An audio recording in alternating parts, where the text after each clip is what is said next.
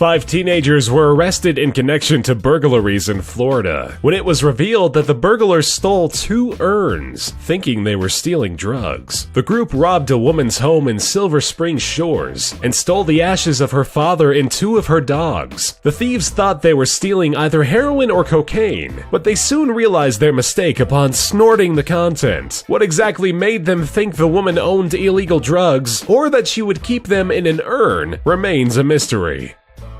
A 39-year-old man in Alliance was wanted due to driving under suspension, but ended up being arrested on charges of misuse of 911 and drug paraphernalia possession. The man, who was already a person of interest, basically gave himself up to the police after he called 911 to complain about his wife. The wife had apparently enraged him by taking his cocaine without asking first. Apparently unaware of how the legal system works, the man called the police to report that she was stealing from his illegal drug stash. The police arrived on the scene shortly, but not to arrest the alleged drug thief. Jasmine Claire gave the criminal life a go, but she was obviously not up to the task. The first lesson Claire failed to learn was that every good criminal is inconspicuous. Most of all, no one engaging in criminal activities successfully ever advertises their intention. Claire did quite the opposite when she decided to pick up a package holding 24 pounds of cocaine, driving a car with a license plate reading "Smuggler," and then checking into a hotel called the Smuggler's Inn. Claire was easily arrested by police working on a tip while they were stalking the Pizza Hut she was picking up the package at. Addiction is a powerful thing, which makes people unreasonable and downright dumb. Walter Gaver, addicted to child pornography, is the perfect example. The porn producer was arrested in his California home where the police found illegal content on his computer. Gaver was taken into custody immediately. He was sat down for an interview with the deputy police chief, with the objective being figuring out if the content found was just random. Gaver still had his cell phone on him. While sitting in an interrogation room with the deputy right across the table from him, he was downloading child porn. Obviously, he immediately destroyed any chance he ever had of defending himself from the accusations.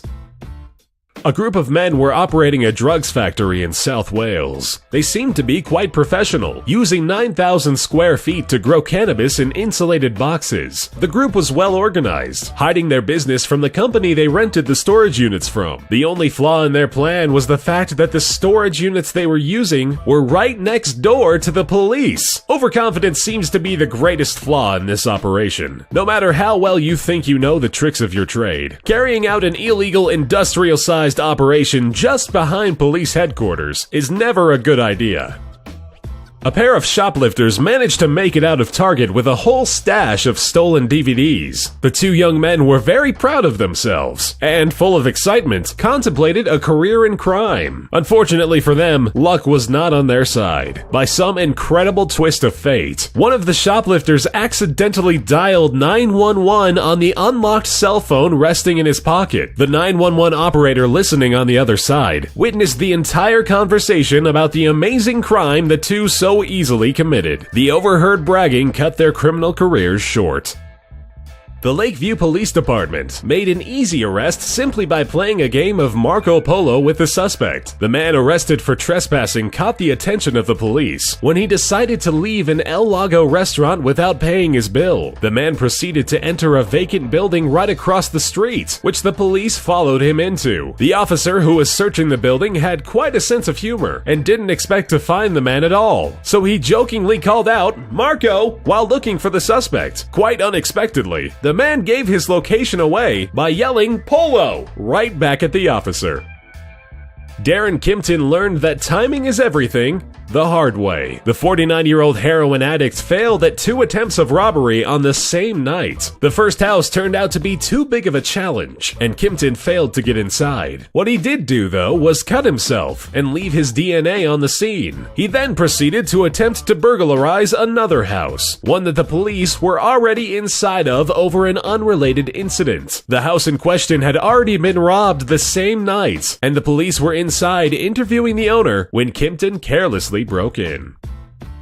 A man attempted to rob a New York bank, armed with strong language and a toilet plunger. Deptola started yelling out obscenities and demanding bags be filled up with money. His weapon of choice was a toilet plunger he threatened the employees with. Unfortunately for him, the plunger was not intimidating enough to get him the goods, or stop anyone from calling the police. Michael Don Mitchell is a burglar who got betrayed by his empty stomach. Mitchell broke into a house and collected $87 in cash and change, taking a green reusable shopping bag and a black fleece hood as souvenirs. Apparently, he just couldn't help himself and he had to take a quick break and have a snack. In a hurry, he ate a can of ravioli. The spaghetti sauce ended up being his demise, as the stains he had around his mouth are what tipped the police off that he was exactly the man they were looking for.